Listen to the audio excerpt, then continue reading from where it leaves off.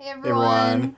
welcome back to the Book Brood, and today we're going to be bringing you our September goals and September's first library haul. Since we're going to go to weekly wrap-ups, we'll probably have multiple library hauls throughout the month. Yes.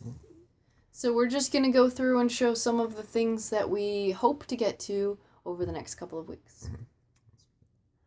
So I'll start. I picked up Black Butler chapters 1 and 2 from the local library. I've heard some good things about this series here. It's kind of comedically crude. I think it's about a demoned butler that essentially grants these kind of wishes for his master, but there's always kind of a consequence or something. And then another one I got that I'm going to try out is Pandora Hearts, chapters 1 and 2. This one is like a sort of demon prison sort of thing, and so this guy has to escape, or he is put there and is introduced to the world. Haven't opened him up yet, but looks like it might be something I'm interested in. So These first three are like low on my priority list because I kind of have a theme going for the rest of the month, but if I'm getting too sick of my theme, I'll probably pick one of these up. The first one is Every Day by David Levithan, which is about a person who wakes up in a different body every day, and then they fall in love with someone, and then they have to keep trying to find her every day. The next one is Carry On by Rainbow Rowell, which apparently is kind of like Harry Potter fan fiction, but with, the names changed and a cute little gay romance story. So I don't know if I get around to that one. Mm-hmm. I hear it's good. And the last one is Wild by Cheryl Strayed, which I saw the movie and it was good. And I picked up some more Birds of Prey by Gail Simone still. I'm just kind of grabbing random things at the library of the Birds of Prey run. I'm pretty excited because it seems like it's got a lot more characters and now a bigger Birds of Prey team. So I'm excited to get to those ones. So my theme this month is ocean stories, and I'm really excited. So obviously Moby Dick, I really want to get to this this month. I've started it, but I'm not very far in. I'm about 30 pages. So this definitely I want to get to. I've got Flash New 52, volumes 1 and 2. I haven't read a lot of just dedicated Flash things. I've really enjoyed the Flash characters, all of them in the larger events, so I'm going to take on some. I'm sure it's not solo because a lot of DC stuff, it hardly ever is solo. They I love that about DC, actually. Lots of other characters, the whole community and everything. Yeah.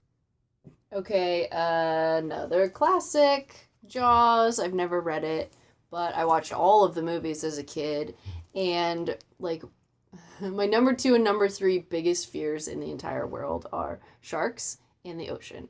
So these are like my horror stories. Like, I get so scared, but I'm so intrigued.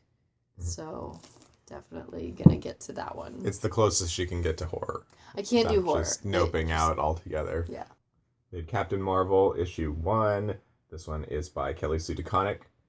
And I had actually started reading this run on Marvel Unlimited when I still had a subscription to that. But then it lapsed, and I just wasn't reading on Marvel Unlimited much at the time. But I really like this run, and they put her out in space with the Guardians of the Galaxy, too, which I think is a really good fit for her character and everything out there. And she works really well as a cosmic character. I love her costume. I much prefer it to the other one. To the Miss Marvel costume she would wear? Yeah. The one where you can see, like... It's pretty much a swimsuit. Yeah. So, yeah. All the way up. Mm-hmm. Oh, yeah. Okay, the next one I have is The Beast of Cretacea, I think is how you pronounce that. And this is a YA science fiction.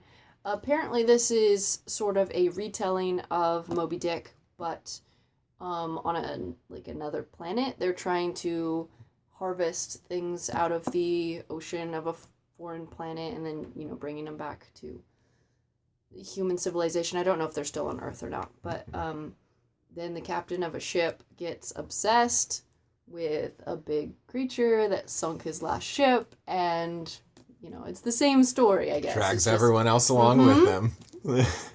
Yeah, so I would like to finish Moby Dick before I get into that, even though I do know the basics of the story. Yeah, absolutely. I completely agree with that line of reasoning. Yeah. All right, and then I got the continuation of Red Hulk. This one is Hulk Red and Green, and it's still by Jeph Loeb. And this is pretty fun so far. They let Bruce Banner out to try and track down Red Hulk because they realize that they're not the same person. Nice. And it looks like my very favorite character, Spider-Woman's going to show up in the next section too. What? Okay, the one I'm currently reading right now is Meg by Steve Alten.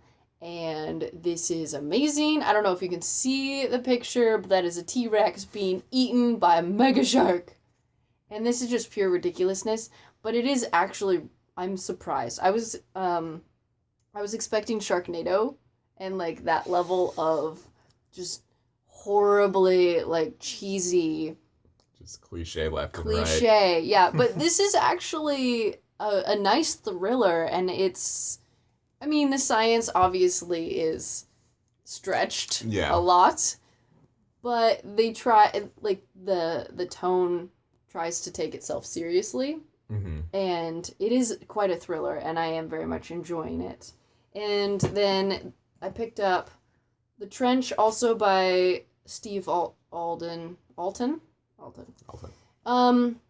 because they didn't have Meg 2. I know this is a series that there's at least 5 of them in here, but this also appears to be in the similar vein. The Trench, it's about mega sharks coming out of the, how do you say that? The Marianas, I think. Trench.